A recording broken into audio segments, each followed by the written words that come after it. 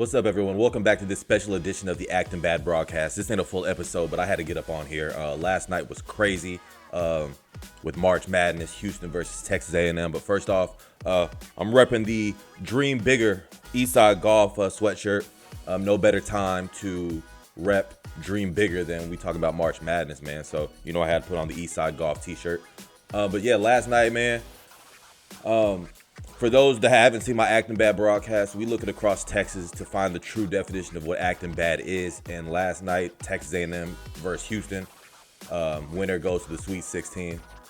There was a lot of acting bad. So, let's dive into it. Because if Texas, we was proud of that game. We knew it wasn't a 1 versus 8. You have Buzz, you have Sampson, you have Jamal Shed versus Wade Taylor.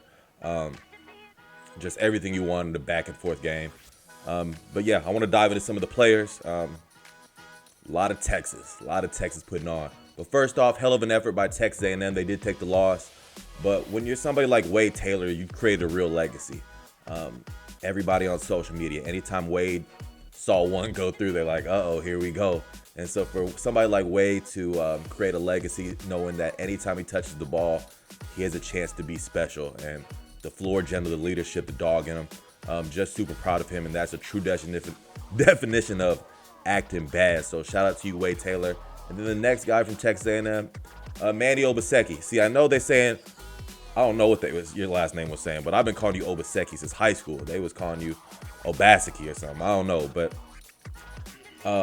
prior to March, Manny was kind of just playing sparingly minutes. Sometimes he played 6, sometimes it was 10, 12. But in March, he's averaging nearly 30 minutes a game.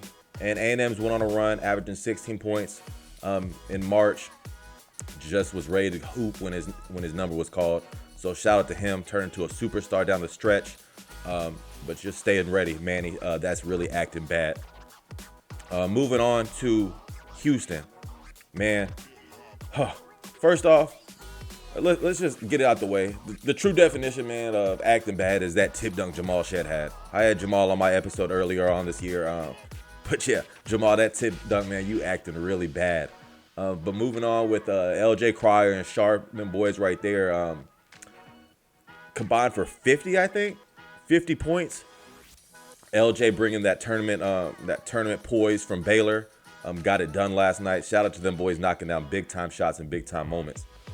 Honestly, this is one of the reasons I really wanted to do this segment this morning. You can see my eyes are still swollen because when you get into your 30s, you don't wake up looking the same like you used to. So we thugging it out. But Ramon Walker, just back healthy, played a little bit in their first game.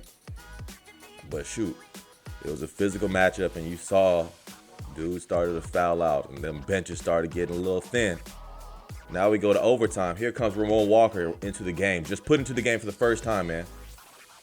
And I was just like, man, just don't try to do too much. And what did he do out there? He went and got the biggest rebound of the game in traffic. I was like, oh, okay, this kid's ready for this moment. He knows what his role is. He knows what that physical, that toughness, that mindset is.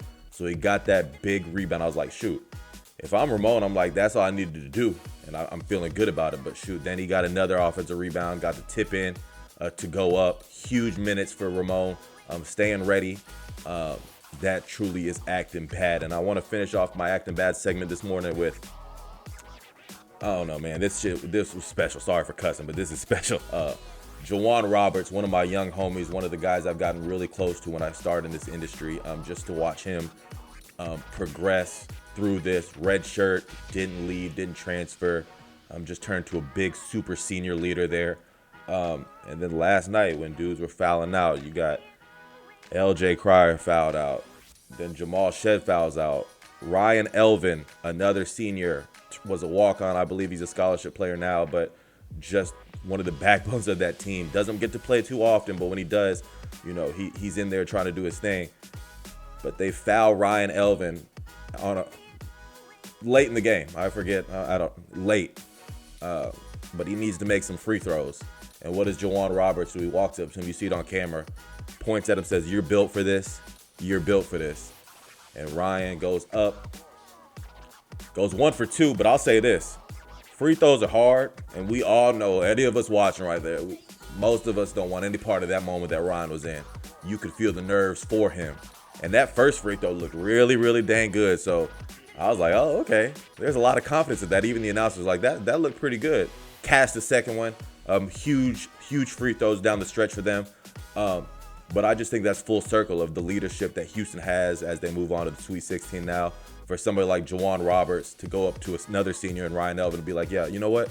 You was built for this, man. So I just want to shout that out. I feel like that's right there. That leadership and being ready for that moment is really what acting bad is. No better time right now for March Madness. We love it. Love all the Texas kids showing up, and I'm excited for the Sweet 16. And I'll talk to you soon.